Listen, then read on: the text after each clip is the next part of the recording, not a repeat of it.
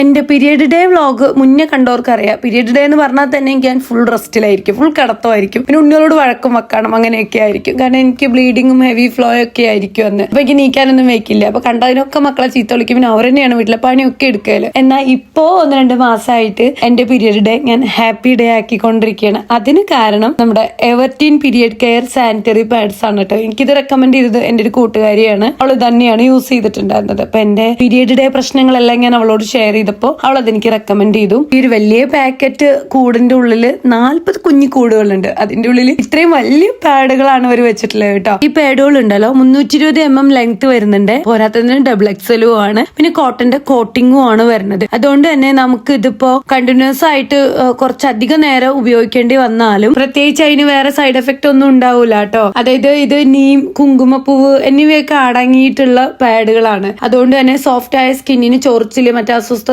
ഒന്നും തന്നെ ഉണ്ടാവില്ല. നേരെ മറിച്ച് പാഡുകളുടെ ടോപ്പ് ലെയർ വന്നിട്ട് പ്ലാസ്റ്റിക്കിന്റെ ആണെന്ന് വിചാരിച്ചോ കോട്ടിങ്. അപ്പൊ ശരിക്കും നമുക്ക് ഇത്തരത്തിലുള്ള എല്ലാ ഇറിറ്റേഷൻസും നമ്മൾ ദീർഘനേരം ഉപയോഗിച്ച് കഴിഞ്ഞാൽ ഉണ്ടാവും. അത്യാവശ്യം ലെങ്ത്തും കാര്യങ്ങളൊക്കെ ഉള്ളത് കൊണ്ട് തന്നെ കുറച്ചധികം വെള്ളം ഒഴിച്ചപ്പോഴും നമുക്ക് ആ വെള്ളം നനവ് ഒട്ടും തന്നെ കയ്യിൽ ഒട്ടി പോന്നിട്ടുണ്ടായിരുന്നില്ല.